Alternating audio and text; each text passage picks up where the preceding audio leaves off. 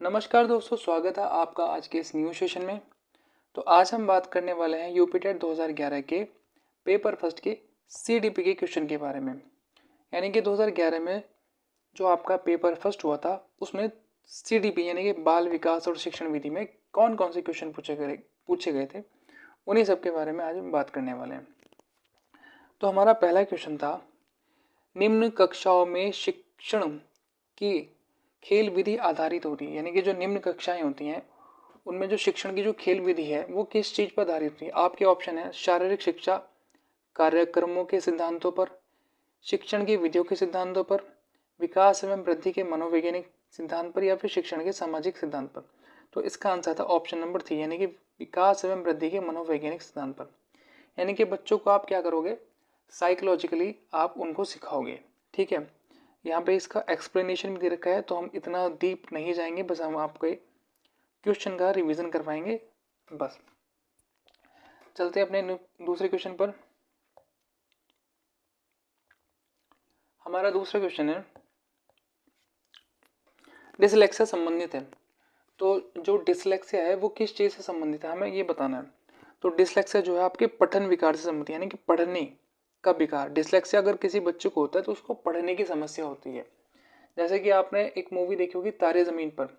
तारे ज़मीन पर एक छोटा सा बच्चा रहता है, ईशान अवस्थी, तो वो डिसलेक्सिया से ही ग्रसित होता है। उसको पढ़ने में भी दिक्कत होती है, लिखने में भी दिक्कत होती है, समझने में भी दिक्कत होती है। बात करते हैं अपने नेक्स्ट क्वेश्चन की। क्वेश्चन नंबर 3, विशेष रूप से जरूरतमंद बच्चों की शिक्षा का प्रबंध होना चाहिए।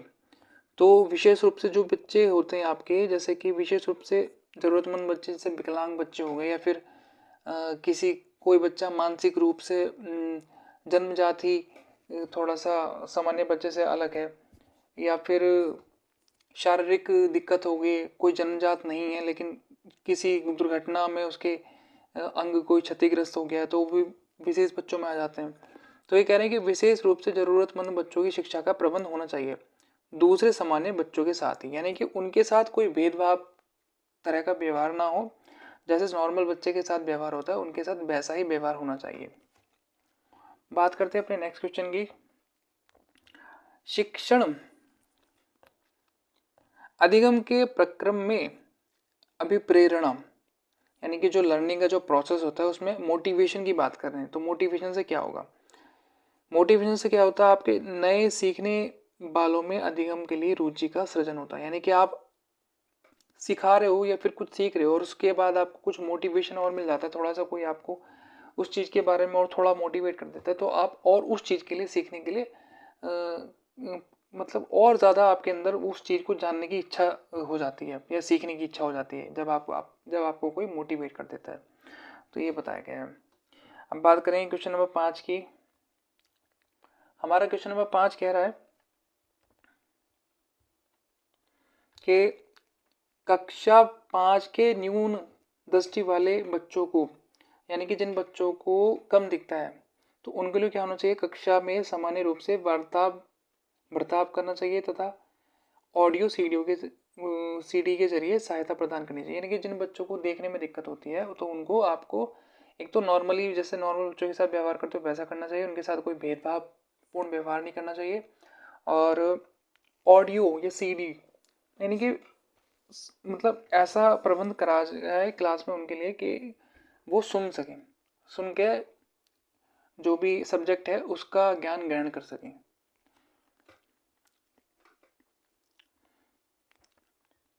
क्वेश्चन नंबर 6, श्याम पट्ट को शिक्षण सामग्री के किस समूह के अंतर्गत किया जा सकता है। अच्छा, तो श्याम पट्ट को आपको दृश्य साधन है, श्याम पट्ट पे आप लिख के ही समझ सकते हो। श्याम पट्ट के कोई स्पीकर तो होते नहीं है, हाँ, लेकिन आजकल के जो श्याम पट्ट हैं वो मॉडर्न हो गए हैं, स्मार्ट बोर्ड आ गए हैं, बट हम यहाँ पे पुराने वाले थोड़े से जो पुराने टाइम में यूज होते हैं उनकी बात कर रहे हैं। ठीक है, तो श्याम पट्ट क्या होते हैं, वो आपकी केवल दृष्टि यानी कि दृश्य साधन ही होते हैं। ठीक है, क्वेश्चन नंबर 7 की बात करेंगे। निम्न में से कौन शिक्षण कुशलता से संबंधित है। शिक्षण कुशलता से कौन सा संबंधित है, यानी कि आपका श्याम पट्ट पर लिखना भी है, प्रश्नों को हल करना भी है, प्रश्न पूछना भी है, यानी कि सभी, उपरोक्त सभी हो जाएंगे आपके किस चीज से संबंधित है, शिक्षण कुशलता से संबंधित है सारे। ऑल श्यामपट्ट पर लिखना, और जी आपका ये हो गया प्रश्न कौशल हो गया, स्पष्टीकरण कौशल हो गया, प्रतिपुष्टि कौशल, सभी ऑल। क्वेश्चन नंबर 8 की बात करेंगे। कक्षा में जो विद्यार्थी प्रश्न पूछते हैं उन्हें क्या है, लगातार प्रश्न पूछने के लिए प्रोत्साहित किया जाना चाहिए। ठीक है, उनको क्या करना है, आपको मोटिवेट करना है, जिससे उनके अंदर की जो जिज्ञासा है सब्जेक्ट को जानने की, किसी चीज़ को समझने की, और बढ़ सके। ठीक है, वो चीज़ को रोट लर्निंग पर ना जाए, उसको अंडरस्टैंडिंग के बेसिस पे उसको समझ सकें। शिक्षा की किंडरगार्टन पद्धति का प्रतिपादन क्या। तो शिक्षा की जो किंडरगार्टन पद्धति है उसका प्रतिपादन किसने किया था, तो इसका प्रतिपादन किया था आपके किंडरगार्टन का प्रतिपादन किया था आपके फ्रोवेल ने। तो इसका प्रतिपादन किया था फ्रोवेल जी ने किया था। इसका प्रतिपादन क्या नाम था इनका, फ्रोवेल जी ने किंडरगार्टन पद्धति का प्रतिपादन किया। बात करेंगे अपने 10th क्वेश्चन की।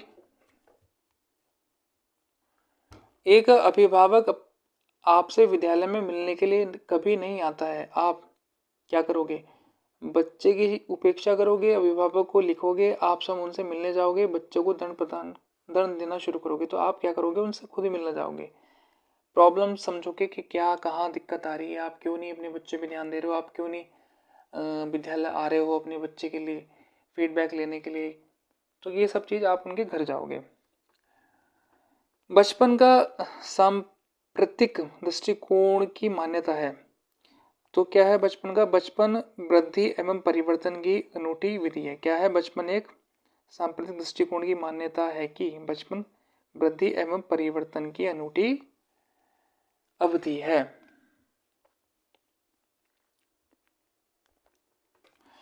एक प्रमाणीकृत पठन परीक्षण लेने के लिए 5वीं कक्षा को प्रस्तुत करने में शिक्षक को अधिकाधिक परामर्श दिया जाता है कि, क्या परामर्श दिया जाता है उसको परामर्श दिया जाता है कि परीक्षण में आने वाले समान प्रकार के प्रश्नों को उत्तर देने के लिए छात्रों को अभ्यास कराना। डी आंसर हो जाएगा इसका।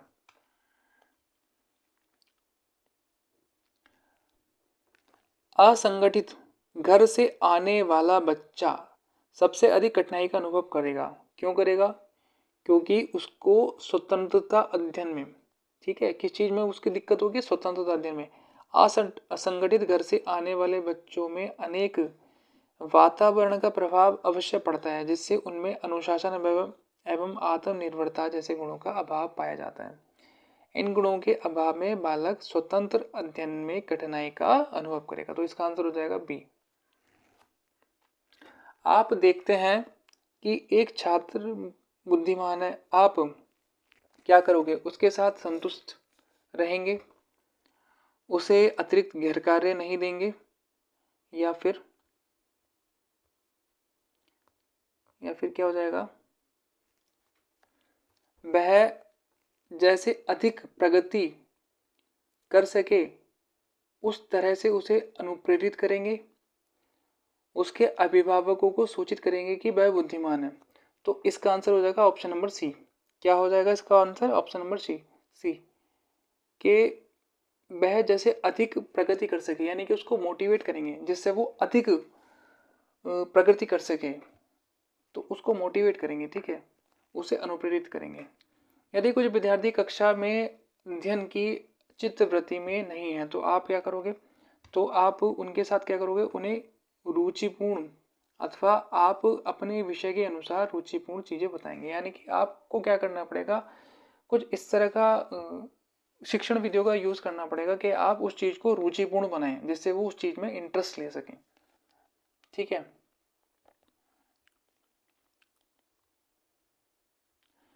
वह स्तर जिसमें बच्चा किसी वस्तु एवं घटना के बारे में तार्किक रूप से सोचना शुरू करता है कहा जाता है, तो उसको कहेंगे मूर्त क्रियात्मक अवस्था। पियाजे के संज्ञानात्मक विकास के सिद्धांत के अनुसार तीसरे चरण अर्थात मूर्त संज्ञानात्मक अवस्था 7 से 11 वर्ष तक में बालक किसी वस्तु या घटना के बारे में तार्किक रूप से सोचना प्रारंभ कर देता है। इस अवस्था में बालकों में चिंतन, तर्क वितर्क, एकाग्रचित आदि गुणों का विकास होता है। क्वेश्चन नंबर 17, बच्चों के बौद्धिक विकास के 4 सुस्पष्ट स्तरों को पहचाना गया था। तो किसके द्वारा? आपको पता ही है, पियाजे के द्वारा पहचाना गया था। ये होते हैं संवेगात्मक संवेदी गतिक अवस्था, पूर्व संक्रियात्मक अवस्था, मूर्त संक्रियात्मक अवस्था और औपचारिक संक्रियात्मक अवस्था।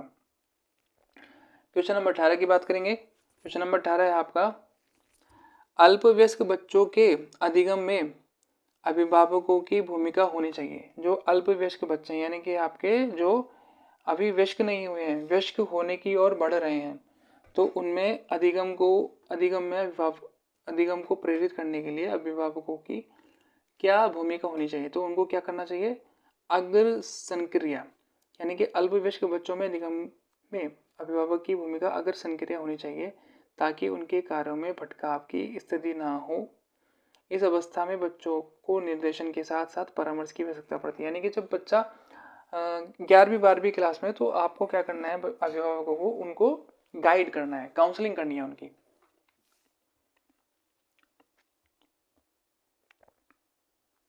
अब बात करेंगे क्वेश्चन नंबर 19 की, बच्चे के संज्ञानात्मक विकास को सबसे अच्छे तरीके से कहाँ परिभाषित किया जा सकता है? तो किसकी बात कर रहे हैं? बच्चे के संज्ञानात्मक विकास की, यानी कि उसके संज्ञान की बात करें, यानी कि उसके मस्तिष्क की, उसकी मानसिक क्षमताओं की बात करें, तो विद्यालय एवं कक्षाओं में। क्या होगा इसका आंसर? विद्यालय एवं कक्षा में। डैश को अनुप्रेरित शिक्षण के एक संकेत के रूप में विवेचित किया जाता है। डैश को, किस चीज को? कक्षा में अधिकतम उपस्थिति, शिक्षक द्वारा दिया गया उपचारात्मक कार्य, विद्यार्थियों द्वारा प्रश्न पूछना या कक्षा में पूर्ण नीरसता। तो विद्यार्थियों द्वारा प्रश्न पूछना जो है अनुप्रेरित शिक्षण के एक संकेत के रूप में विवेचित किया जाता है। कक्षा में विद्यार्थियों की रुचि बनाए रखने के लिए, क्वेश्चन नंबर 21, रुचि बनाए रखने के लिए एक शिक्षक को उचित है, क्या उचित है? प्रश्न पूछना। आप जब प्रश्न पूछते हो बच्चों से और फिर बच्चे उस चीज का आंसर जानते हैं, तो उनके अंदर और उसके अंदर डीप जाने की उनकी इच्छा होती है और वे और उसको कुरेदते हैं और उसके बारे में और जानना चाहते हैं। ठीक है, तो जब आप प्रश्न पूछते हो तो बच्चों के अंदर और रुचि होती है जानने की। विद्यार्थियों को विद्यालय में खेलना क्यों उचित है? तो विद्यार्थियों को विद्यालय में खेलना क्यों उचित है? इससे क्या होता है आपके, यह सहयोग एवं संतुलन का विकास करेगा। कैसे करेगा? क्योंकि बहुत सारे बच्चे होते हैं क्लास में और वे सब मिलकर खेलते हैं। तो जब आप सब मिलकर खेलते हो, टीम बना के खेलते हो, तो आप का मतलब शारीरिक विकास भी हो रहा है और आप सोशली भी अपना विकास कर रहे हो, और आप क्या करो, सहयोगात्मक, एक दूसरे का कैसे सहयोग करना है और उस हिसाब से अपनी टीम को कैसे जिताना है, तो ये सारी चीज़ आपके अंदर बिल्ड हो रही होती हैं। तो इसलिए विद्यार्थियों को जो है विद्यालय में खेलना इसलिए उचित होता है। ठीक है, क्वेश्चन नंबर 23 की बात करेंगे। परिवार एक साधन है, कैसा साधन है आपका? परिवार एक अनौपचारिक शिक्षा का साधन है। ठीक है, औपचारिक कौन सा होता है आपका? विद्यालय। क्वेश्चन नंबर 24, एक शिक्षक विद्यार्थियों में सामाजिक मूल्यों को विकसित कर सकता है, यानी कि जो एक टीचर है वो स्टूडेंट में सामाजिक मूल्यों को विकसित कर सकता है। कैसे कर सकता है? ऑप्शन देख लेते हैं हम सब। ऑप्शन है एक, पहला ऑप्शन है महान व्यक्तियों के बारे में बोलकर। जब आप महान व्यक्तियों के बारे में बोलते हो तो उसके द्वारा। अनुशासन की अनुभूति को विकसित करके होगा, आदर्श रूप से बर्ताव करके होगा, या फिर उन्हें अच्छी कहानियां सुनाकर। तो ना तो अच्छी कहानियां सुनाकर होगा, ना अनुशासन की अनुभूति करा के होगा, ना ही महान व्यक्तियों के बारे में बोलकर होगा। केवल इसका होगा आदर्श रूप से बर्ताव करके। एक शिक्षक के लिए सबसे महत्वपूर्ण क्या है? तो एक शिक्षक के लिए सबसे महत्वपूर्ण अनुशासन बनाए रखना, समयानुवर्ती होना, विद्यार्थी कठिनाई को दूर करना। तो ये इसका सबसे बेस्ट आंसर होगा। क्वेश्चन नंबर 26, आप एक अति सक्रिय बालक को कैसे सही दिशा में लाएंगे? यानी कि बहुत ज़्यादा एक्टिव बच्चा है और बहुत ज़्यादा एनर्जी फूट रही है उसके अंदर, तो आपको बताना है कि आप उसको कैसे सही दिशा दोगे, सही गाइडेंस में लाओगे, क्या करना होगा आपको। उसे पहली पंक्ति में बिठाएंगे तथा उस पर कड़ी नज़र रखेंगे, नहीं, ऐसे तो वो और ज़्यादा बहुत ज़्यादा सक्रिय हो जाएगा। उसे कक्षा में कोने में बिठाने की जगह निर्धारित करेंगे, नहीं। उसे श्यामपट्ट आदि साफ करने का काम देंगे, श्यामपट्ट आदि साफ करने का काम देंगे, ठीक है। तो इसका आंसर हो जाएगा, यानी कि आप उसको क्या करोगे, छोटे मोटे काम में लगाओगे। यदि कक्षा में कोई अति सक्रिय बालक है तो एक अध्यापक को उसे श्यामपट्ट आदि साफ करने का काम देना चाहिए, ताकि वह कक्षा कार्यों में व्यस्त रहे और शिक्षण अधिगम प्रक्रिया को बाधित ना करे। तो इसका आंसर ये हो जाएगा। पृथक पृथक समजातीय समूहों के व्यक्तियों के प्रति बच्चों की अभिवृत्ति क्या है, बच्चों की अभिवृत्ति साधारणतया आधारित होती है उनके अभिभावकों की चित्तवृत्ति पर, उनमें समकक्षों की अभिवृत्ति पर, दूरदर्शन के प्रभाव पर या उनके सहोदरों की अभिवृत्ति पर। तो उनके अभिभावकों की चित्तवृत्ति पर होती है, यानी कि बच्चे किस पे सबसे ज़्यादा कहाँ से सीखता है बच्चा, अपने माँ बाप से सीखता है। तो जैसे माँ बाप के आचार विचार होंगे वैसे ही बच्चे के अंदर भी आएंगे। तो सबसे पहले क्या बात होगी यहाँ पे, अभिभावकों की चित्तवृत्ति पर।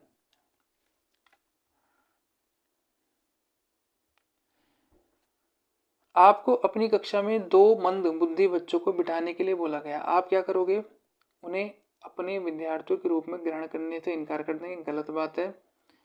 प्रधानाध्यापक को उन्हें किसी और कक्षा में जो कि मंद बुद्धि बालकों के लिए विशेष रूप से चिन्हित है में बैठने के लिए बोलेंगे, गलत बात है। ऐसे विद्यार्थियों को सीखने की तकनीकें सिखाएंगे, यानी कि आपको बताना होगा उनको कि आप कैसे लर्न कर सकते हो, उनके तरीके से उन्हें सिखाना होगा, ठीक है। ये नहीं कि आप उनके साथ दुर्व्यवहार करोगे या फिर किसी और कक्षा में बिठा दोगे, तो ये गलत व्यवहार माना जाएगा।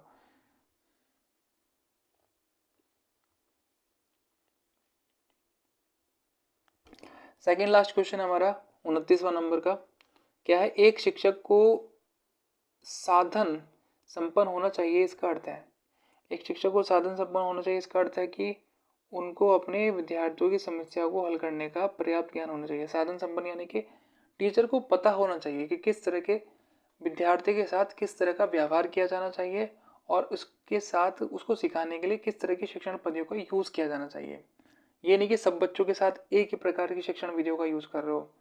तो इस तरह से कुछ बच्चे तो सीख पाएंगे और कुछ बच्चे नहीं सीख पाएंगे, क्योंकि हर व्यक्ति का क्या कहते हैं, व्यवहार अलग होता है, सोचने का तरीका अलग होता है और मानसिक क्षमता भी अलग होती है। कोई जल्दी सीख जाता है, कोई थोड़ा देर से सीखता है, लेकिन सीख जाते हैं। इसलिए शिक्षक को परिपक्व होना चाहिए अपनी शिक्षण पद्धतियों के लिए और हर तरह के बच्चों से डील करने के लिए। लास्ट क्वेश्चन है आज का सीडीपी का, बच्चों में संवेगात्मक संयोजन प्रभावी होता है। तो किस चीज़ से प्रभावित होता है, आपके व्यक्तिगत निर्माण में, कक्षा शिक्षण में और अनुशासन में। तो यानी कि सारे उपरोक्त सभी हो जाएगा इसका आंसर। तो ये थे हमारे सीडीपी